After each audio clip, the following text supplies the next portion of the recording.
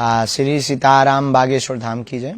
हम कोई महात्मा नहीं है, साधु नहीं है, लेकिन प्रत्येक भारतीय सनातनियों की ये पहचान है। कंठी माला, मस्तक पर तिलक, ये पोटली हमारे गुरुदेव भगवान की दी हुई मालाओं की है।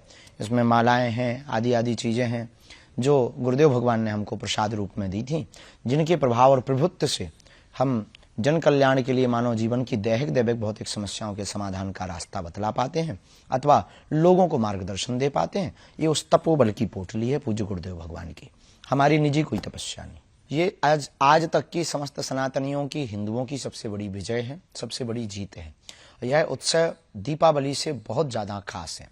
निश्चित ही कोई ऐसा अभागा होगा जिसको इस दिन का इंतजार ना हो।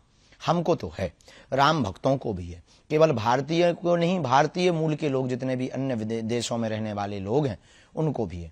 तो जो है हमारा यही कहना है कि उस दिन दीपावली मनावे और उत्सव का उत्साह पूछो मत। प्रेम अत्यधिक होता है तो वाणी कम बोलती, आंखें ज्यादा बोलती हैं। ठुमका लगाने को जी चाहता है, अयोध्या जी जाने को जी चाहता है। बिल्कुल भी जाति विभेद नहीं, मूर्खतापूर्ण बातें हैं ये।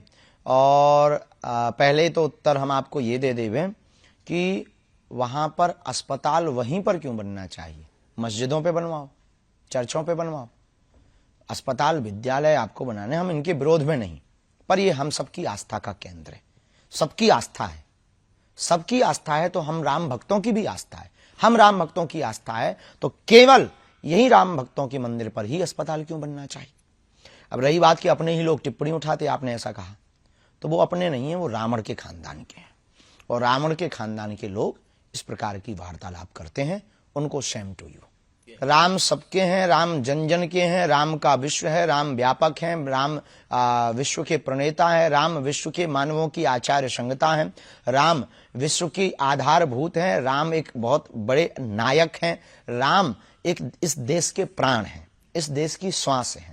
राम सबके हैं, जिनको भी श्वास और हवा की जरूरत है उनके राम हैं। और रही बात जातिवाद के लिए राम मंदिर नहीं हो रहा, सबरी का मंदिर बन रहा, निषाद राज जी का भी मंदिर बन रहा, तो क्या ये जातिवाद के लिए बन रहा?